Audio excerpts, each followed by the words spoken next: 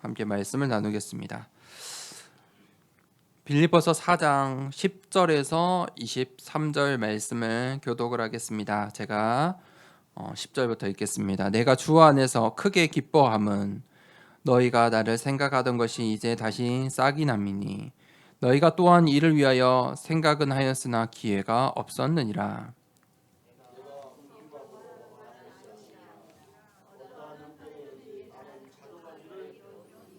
나는 비천에 처할 줄도 알고 풍부에 처할 줄도 알아. 모든 일 곧 배부름과 배고픔과 풍부와 궁핍에도 처할 줄 아는 일체의 비결을 배웠노라.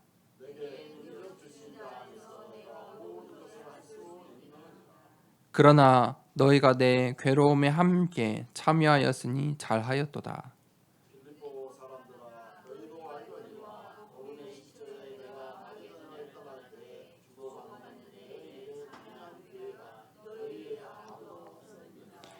데살로니가에 있었을 때에도 너희가 한 번뿐 아니라 두 번이나 나의 쓸 것을 보내었도다.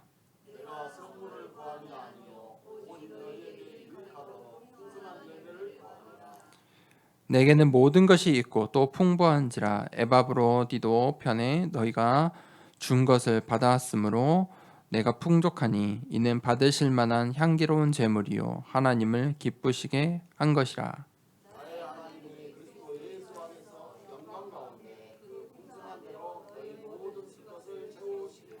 하나님 곧 아버지께 세세 무궁하도록 영광을 돌릴지어다. 아멘.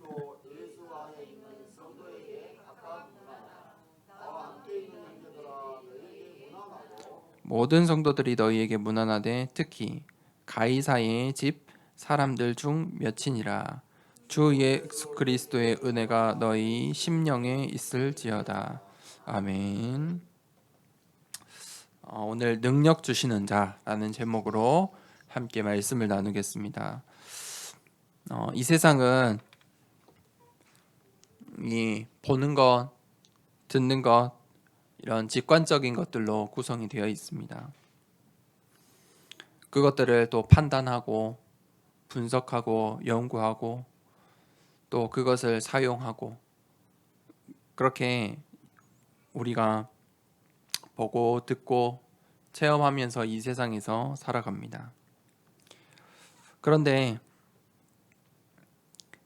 그것뿐만이 아니지요. 성경은 영원한 것, 그것이 영원한 것이 있다고 성경은 말하고 있습니다. 그 영원한 것 첫 번째가 하나님이십니다. 하나님이 어떤 분이십니까? 모든 만물의 시작이고 끝이십니다. 알파와 오메가입니다. 그 하나님께서 말씀으로 이 세상 모든 만물을 창조하셨고 그 말씀이 육신을 입어 이 땅에 오셨습니다. 그분이 바로 예수 그리스도이십니다. 그리고 이제 하늘 보좌의 배경으로 성령으로 역사하고 계십니다. 두세 사람이 모인 곳에 내가 너희와 함께 하겠다. 그 하나님, 그 성삼위 하나님께서 보호자의 배경으로, 보호자의 능력으로 시공간을 초월하여 지금도 역사하고 계십니다. 그래서 그 이름이 모든 이름 중에 가장 뛰어난 이름이고 왕 중의 왕입니다. 그 하나님이 바로 나의 하나님이십니다. 그 하나님이 나의 하나님 되길 축복합니다. 그것이 성경이 말하는 영원한 것입니다. 첫 번째입니다. 두 번째는 사단이라는 존재가 있다고 성경은 창세기부터 계시록까지 기록하고 있습니다. 사단은 거짓말의 아비다. 성경은 이 사단의 존재를 거짓말의 아비다. 사단의 하는 일은 성경에 등장할 때부터 무슨 일을 했습니까? 불순종을 하게 했습니다. 사람들을 속여 불순종하게 하고 불신앙을 갖게 하고 결국 불안 속에 살게 합니다. 그것은 곧 창조 전 공허와 혼돈의 그 상태로 이 사단은 우리를 속이려 합니다. 그 사단은 지옥의 권세를 가지고 하나님을 모르도록 합니다. 하나님만 모르도록 합니다. 하나님이란 이름은 알아도 예수 그리스도의 복음을 모르게 합니다. 예수님은 아는데 예수가 그리스도, 예수 그리스도 그 고백을 못하게 합니다.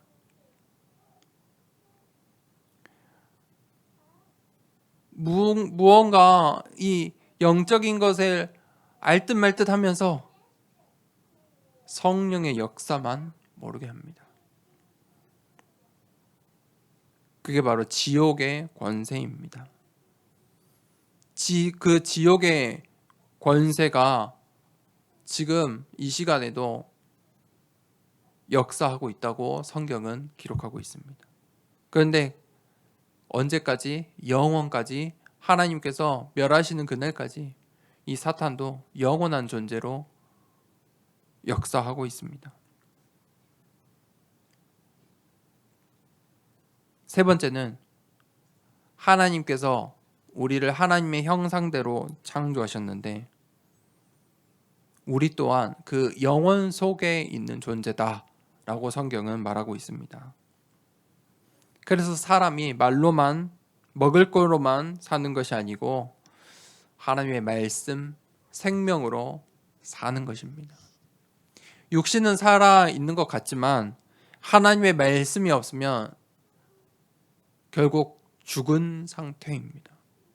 결국 죽게 될 상태이고 영원한 죽음으로 가게 될 상태입니다.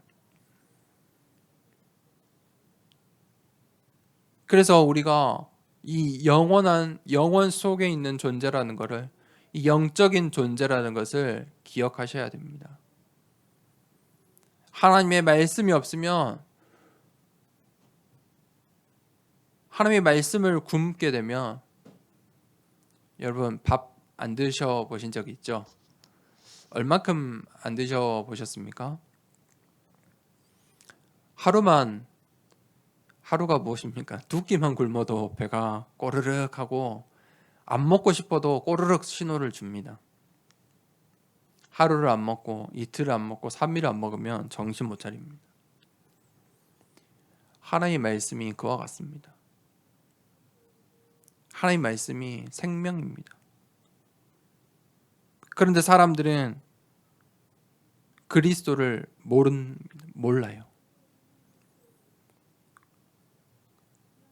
교회를 다니면서도 그리스도를 잘 몰라요. 오늘도 열심히 아침부터 열심히 교회를 가는데 그리스도를 잘 몰라요. 이 영적인 사실을 몰라요. 그게 이 지옥 권세의 사단의 전략이에요. 생명만 모르게 해요. 복음만 모르게 해요. 그래서 사람들이 우리 보고 손가락질을 해요. 복음만 말한다고. 예수 그리스도만 말한다고. 진짜 잘 모르는 거죠. 무서운 말이에요. 하나님께서 나에게 주신 가장 큰 축복이 무엇입니까? 생각해 보십시오. 하나님이 나에게 주신 가장 큰 축복, 그게 바로 빌립보서의 저번 주 말씀 고백처럼 천국 시민권이에요. 천국 시민권을 가지고 내가 지금 살고 있다는 거예요. 그 천국 시민권이 무엇입니까? 영원이라는 거예요. 영원한 축복이에요. 그것을 모르니까 사람들이 교회에 다녀도 종교 생활을 하는 거예요. 나는 왜 응답을 못 받지? 나는 왜 이렇지? 나는 하면서 종교 생활을 하는 것이죠. 그런데 영원한 것을 보고 이 영적인 사실들을 안다면 지금 상황이, 지금 나의 환경과 문제가 나를 무너뜨릴 수 없다는 것을 아실 거예요. 하나님께서 나에게 주신 천국 시민권, 그것이 있고 내 이름이 생명책에 기록되어 있기 때문이에요. 그보다 큰 축복이 없죠. 그러면서 오늘 이 바울이 빌립보 성도들과 이 성도들에게 이제 이 편지를 마무리해요. 첫 번째 대지는 절대 주권, 그것을 이야기해요. 사람들은 이 말의 영향을 받죠. 어떤 말을 많이 듣느냐, 계속 듣는 말, 계속 보는 것, 그것들이 우리의 삶의 방향을 인도해 가요. 듣고 보는 것, 그것이 우리 인생의 길잡이가 되지요. 오늘 빌립보 교회에 바울이 어떤 말을 합니까? 이 편지를 마무리하면서 너희들의 후원에 감사한다. 이 감사 인사를 해요. 근데 이 바울의 감사는 이 후원이 지금 빌립보 교회가 어려워 이 후원 잠시 중단되었음에도 그것에도 감사한다. 이런 고백을 하고 있죠. 왜 그렇습니까? 빌립보 교회가 하는 이 선교의 마음과 중심이 참되다는 것을 내가 알기 때문에 너희가 나를 생각하는 것, 기도하는 것 그 자체로도 내가 힘이 된다. 그것에 감사한다. 그렇게 바울이 이 감사의 인사로 이 편지를 마무리하고 있죠. 그러면서 11절, 12절에 내가 궁핍함으로 말하는 것이 아니라 어떠한 형편에든지 나는 자족하기를 배웠노니. 왜 그렇습니까? 지금 후원이 중단됐어요. 후원을 이 빌립보 교회가 했는데 잠시 중단되니까 궁핍함으로, 내 상황은 궁핍한데 그것을 내가 너에게 말하는 게 아니고 그 상황, 그 궁핍의 상황조차도 나에게 응답이 돼서 내가 그 상황 때문에 자족하기를 배웠다. 덕분에 내가 비천에 처할 줄도 알고 풍부에 처할 줄도 알고 모든 일, 곧 배부름과 배고픔과 풍부와 궁핍에도 처할 줄 아는 일체의 비결을 배웠노라. 내가 지금 이런 모든 후원이 중단된 이 상황 속에서 응답을 받았다. 바울의 이 감사의 고백을 보세요. 그 고백이 무엇입니까? 그 덕분에 자족함을 배웠다. 이 일체의 비결을 배웠다. 바울은 모든 상황 속에서 감사할 수 있는 영적인 힘이 있었어요.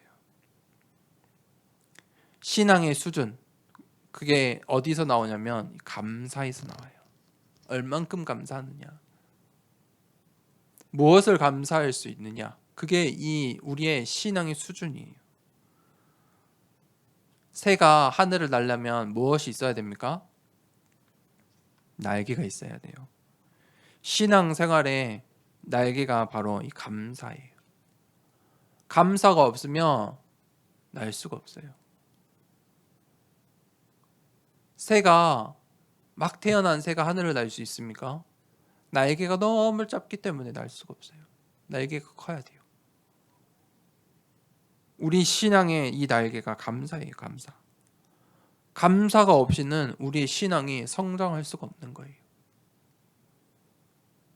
오늘 이 바울의 믿음의 고백처럼 모든 상황조차 감사할 수 있는, 감사의 반대가 무엇입니까?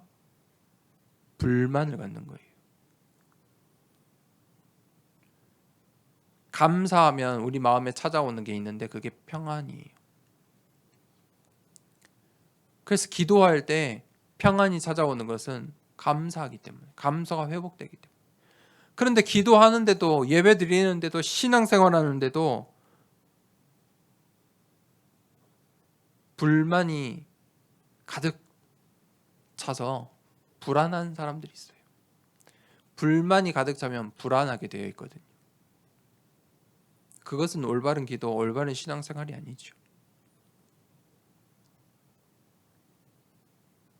오늘 바울처럼 모든 상황 속에서 감사하고 평안을 누리는 우리 믿음의 고백이 있길 축복합니다. 그렇게 믿음의 고백을 할 수 있는 것은 바울의 그 영적인 현 주소 때문입니다.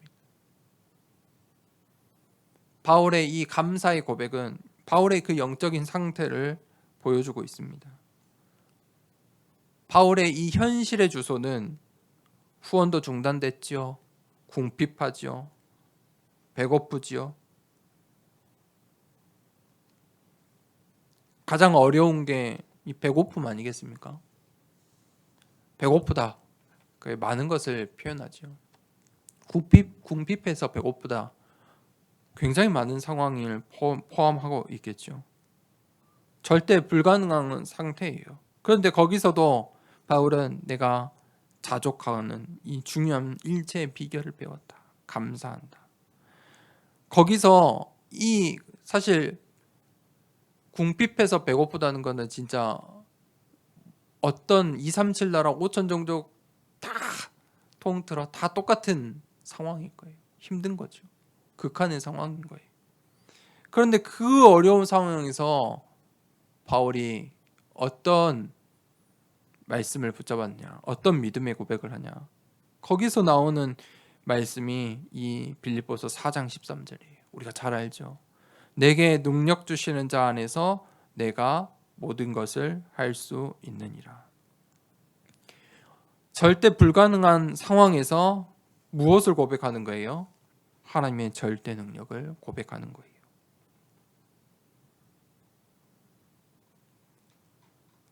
내 상황은, 내 것은 없어요. 궁핍이에요. 배고픔의 상태예요. 그런데 하늘을 보니 하나님께서는 어떤 분이세요? 모든 것을 가지고 모든 것을 채우시는 능력의 하나님이시다. 능력을 주시는 자다. 하나님의 내가 그 절대 능력으로는 모든 것을 다 할 수 있다. 그렇기 때문에 바울이 뭘 고백합니까? 감사를 고백한 거예요. 이 상황 속에 나는 자족함을 배웠다. 다른 말로 바울이 하나님의 절대 주권에 순종하고 그것에 감사한 거예요. 다른 말로 불만이 나온다, 불평이 나온다. 그 말은 하나님의 주권을 인정하지 못하고 있다는 것이죠. 그것이 곧 불신앙이에요. 바울이 오늘 이 어려운 상황 속에서 하나님의 절대 주권을 감사로 고백했죠. 거기에는 반드시 하나님의 절대 시간표가 있어요. 하나님이 바울을 배고파서 죽게 만드시겠습니까? 그게 하나님의 목적일까요? 아니지요. 그것은 시간표라는 거예요. 바울의 이 고난의 시간표. 4장 14절에 그러나 너희가 내 괴로움에 함께 참여하였으니 잘하였도다. 이 전도자가 괴로워하는 이곳에 이 빌립보 교회가 함께 참여한 거예요. 이 빌립보 교회가 거기에 칭찬을 받았어요. 왜요? 빌립보 교회가 절대 시간표 속에 참여한 거예요. 전도자가 가장 어려울 때 도운 거죠. 바울이 이 마게도냐 사역의 유일한 후원한 교회 15절에 내 일에 참여한 교회가 너희 외에는 아무도 없었다. 유일한 교회였어요. 4장 18절에 내게는 모든 것이 있고 또 풍부한지라 에바브로디도 편에 너희가 준 것을 받음으로 내가 풍족하니 이는 받으실 만한 향기로운 제물이요 하나님을 기쁘시게 한 것이라. 이 빌립보 교회가 에바브로디도 편에 이제 다시 전도제에 필요한 것들을 채웠죠. 그것은 바울이 향기로운 제물이다. 그것은 하나님을 기쁘시게 하는 것이다. 무슨 말입니까? 전도자를 돕고 헌신하고 헌금한 것이 왜 하나님을 기쁘시게 하는 것입니까? 그 속에 하나님의 절대 시간표가 있었기 때문입니다.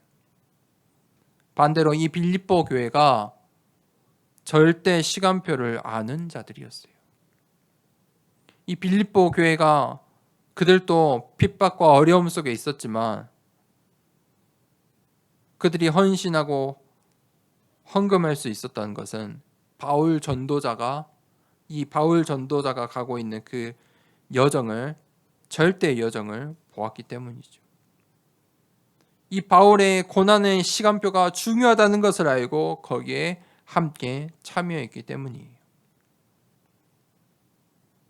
다른 말로 이 바울의 그 시간표는 하나님의 절대의 시간표 속에 있었어요. 하나님이 원하시는 이 언약의 여정 속에 있었죠. 그 고난의 시간표에 빌립보 교회가 함께 참여한 거예요. 그것을 하나님은 기뻐하셨다.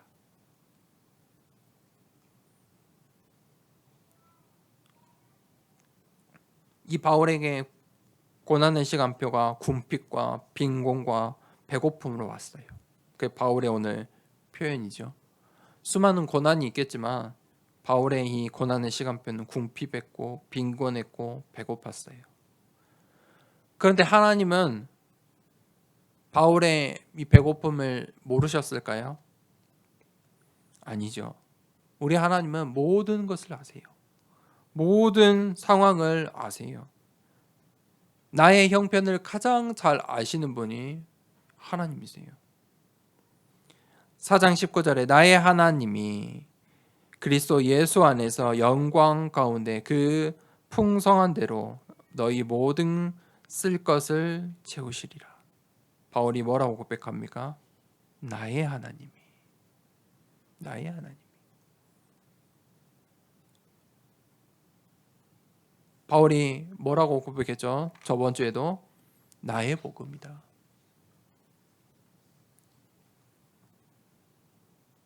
그게 바울의 신앙이에요. 뭐 하신다고요? 이제 나를 위해서 너희가 헌신하고 너희도 어려운 상황인데 나를 위해 헌신했던 것 하나님께서 모든 상황 모든 너희의 형편을 아시고 너희의 모든 쓸 것을 채우시리라. 이 빌립보 교회도 핍박 속에 있었어요.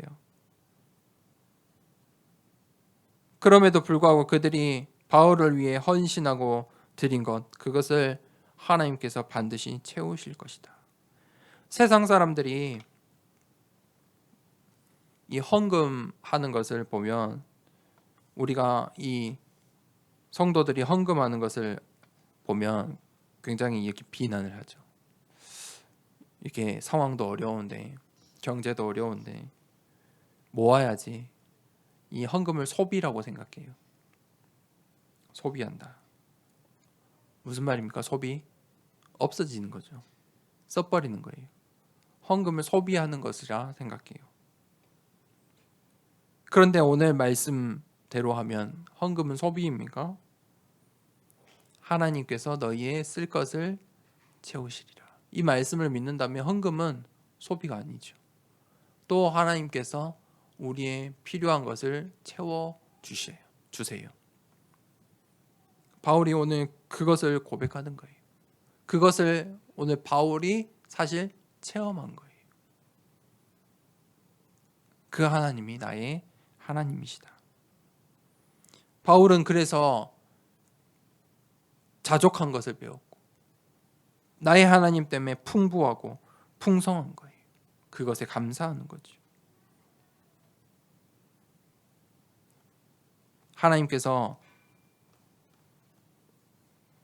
우리의 모든 상황과 형편을 아시고 우리의 모든 것을 채우실 줄 믿습니다. 세 번째, 거기에 하나님의 절대 계획이 있어요. 반드시 성취될 하나님의 절대 계획이 있어요. 그게 바로 언약이라는 거예요. 우리가 어떤 인생의 길 가운데, 어떤 인생의 현 주소 가운데 있습니까? 우리의 과거와 오늘과 미래를 감사로 고백할 수 있습니까? 내가 아직 갈등과 불신앙의 있다면 그 이유가 도대체 무엇일까요? 놓치고 있는 것들이 있겠지요. 신앙생활을 하는데 답을 못 찾는다. 예배를 드리는데 복잡하다. 어렵다. 어떻게 기도해야 될지 모르겠다. 물론 그 상황이 어려워서 그럴 수도 있겠지요. 너무 이 궁핍한 상황에 배고픔에 비천에 처해 있을 수도 있겠죠.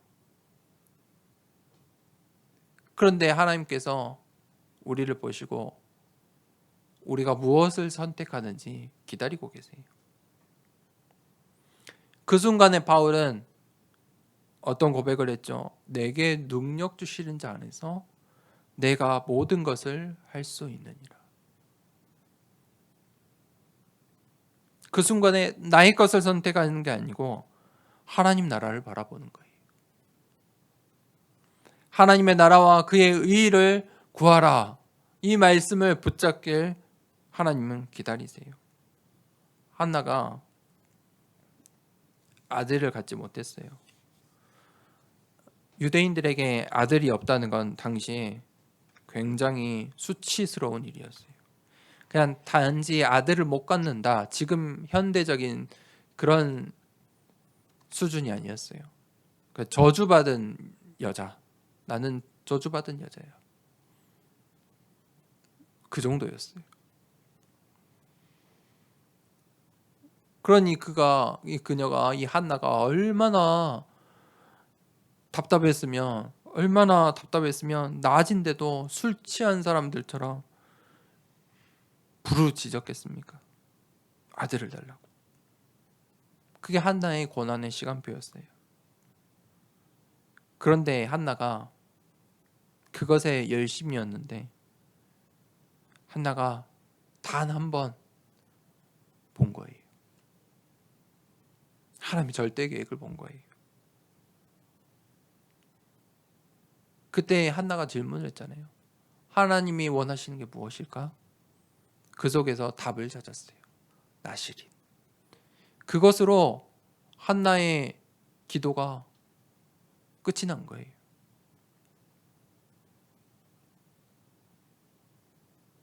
고난의 시간표는 잠시 잠깐이. 하나님의 그 절대 계획 속에 그 언약을 붙잡는 순간 잠시 잠깐이.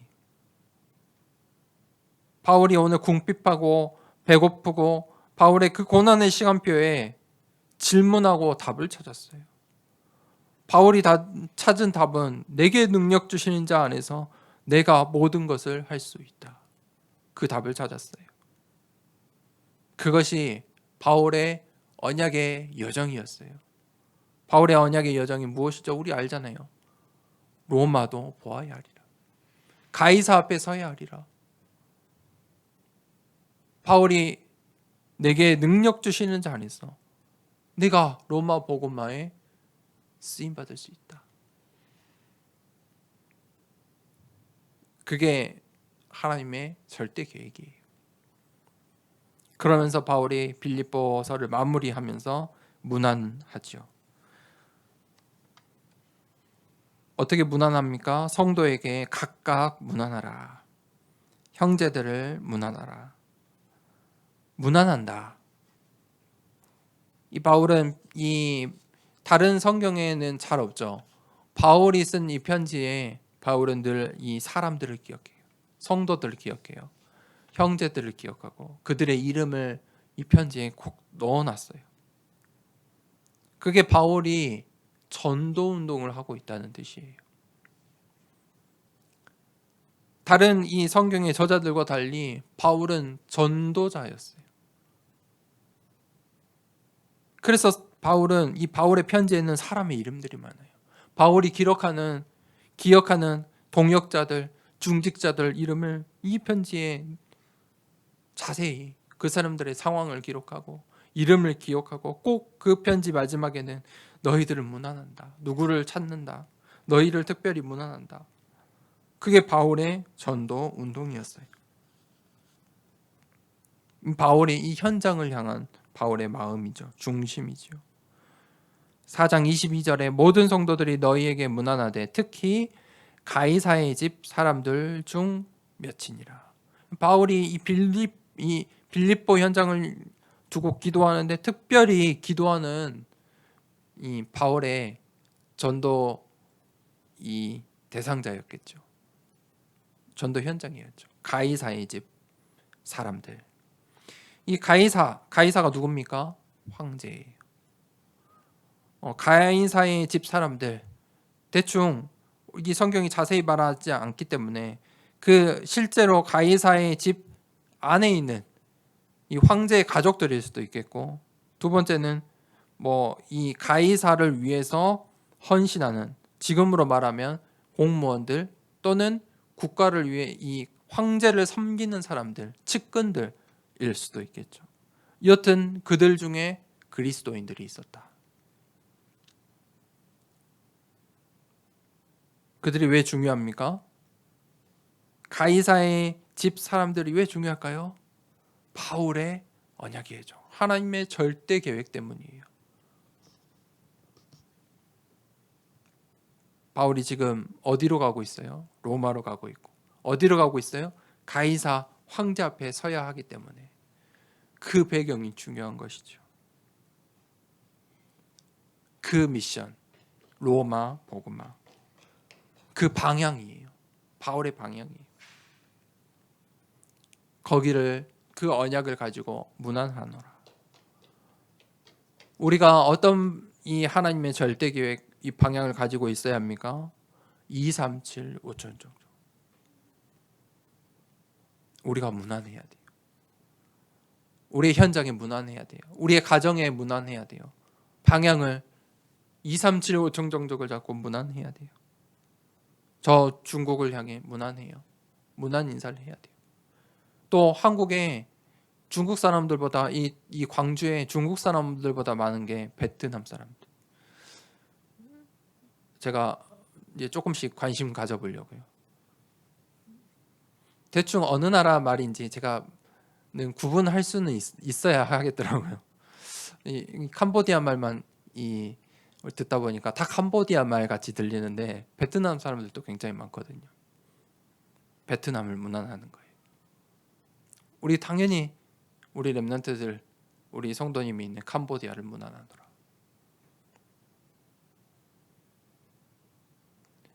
우리 더사랑교회와 또 함께 예배드리는 우리 성도들이 하나님이 원하시는 것, 그것을 찾으면요, 그 고난의 시간표 속에 믿음의 고백이 나오는 거예요. 고난이 아니에요. 하나님께서 어떤 하나님이세요? 너희 모든 쓸 것을 채우시리라. 결론입니다. 그러면 우리는 그 흐름 속에 있기만 하면 돼요. 그 말씀의 흐름 속에 있으면 돼요. 하나님께서 우리를 말씀으로 인도해 가시는데 말씀을 어떻게 주시냐? 강단 말씀을 통해. 또 우리가 함께 흘러가는 이 전도운동의 본부의 말씀들을 통해서 우리의 방향들을 계속 말씀하시고 인도하세요. 그게 지금 바울의 역할이에요. 바울이 이 빌립보 교회에 그 역할을 하고 있는 거예요. 흐름을 이야기하고 방향을 이야기하고, 너희가 지금 나에게 이렇게 후원하고 나를 후원하는 유일한 기회가 된 것은 하나님께서 기뻐하시는 일이다. 가이사 집 사람들에게 문안하노라. 그게 흐름이에요. 이 하나님의 말씀은 히브리서 4장 12절 말씀에 영과 홍과 골수를 잘라 쪼갠다. 생명력이 있다. 하나님의 말씀은요, 생명력이 있어요. 살아 움직이는 것들이에요. 하나님의 말씀이 누굽니까? 요한복음 1장 14절에 말씀이 육신이 되었다. 그 말씀이 육신이 되었다. 누구이십니까? 예수 그리스도예요. 하나님의 말씀이 곧 예수 그리스도를 말하고 있어요. 그래서 우리가 예수 그리스도를 말하는 거예요. 그래서 우리가 복음만 하는 거예요. 그것이 하나님의 말씀이기 때문이에요. 그 복음의 말씀만이 우리에게 생명을 주기 때문이에요. 그것을 가지고 그 흐름 속에서 우리가 이제 기도의 흐름이 나와요. 어떤 말씀을 붙잡고 있느냐에 따라서 기도가 나와요. 한때 한국 교회가 방언에 휩쓸렸어요. 방언 기도. 방언 기도하는 막 특정 교단들을 막 비판도 하고 목회자들이 비판도 하고 신학적으로 막 이렇다 저렇다도 하는데 결국 그 교회들도 나중에 다 방언했어요. 뒤로 돌아가면 다 방언했어요. 그게 흐름이 돼버린 거예요. 말씀의 흐름, 기도의 흐름이 돼버린 거예요. 어떤 말씀을 듣느냐 흐름이 돼요. 흐름이 바뀌어요. 바울이 그 흐름을 말하고 있어요. 가이사 앞에 서야 하리라. 우리가 어떤 기도의 흐름을 가지고 기도해야 됩니까? 24, 25 영혼을 위해서 기도해야 돼요.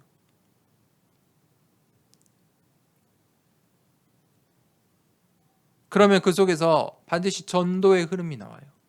응답이 나와요. 전도는요, 복음을, 이 구원의 길을 전달하는 것, 그것만 말하는 게 아니죠. 전도는 응답이에요. 축복이에요. 전도의 흐름들이 나와요. 우리가 해야 되는 전도의, 우리가 가야 할 전도의 흐름은 무엇이냐? 이 237 5천 종족의 이 말씀 운동의, 복음 운동의, 생명 운동의, 이 렘넌트 운동의 흐름이 우리가 살고 있는 이 지역에, 우리가 기도하는 저 237 나라에, 그러기 위해서 교회를 살려야 돼요. 그러면 교회를 어떻게 살립니까? 내가 어떻게 이 교회를 살릴 수 있습니까? 우리 교회 안에 세 가지 뜰을 만들어라. 하나님이 원하시는 것을 만들어라. 그게 하나님께서 교회를 만드신 이유예요. 하나님께서 원하시는 교회예요. 어떤 뜰이에요? 이방인의 뜰, 아이들의 뜰, 기도의 뜰을 만들어라. 그게 하나님이 기뻐하시는 교회예요. 교회를 살려라.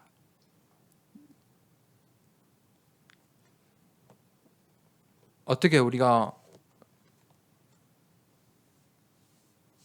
이 응답 속에 이 또 교회를 살리고 237 나라와 5천 종족을 살릴 수 있겠습니까?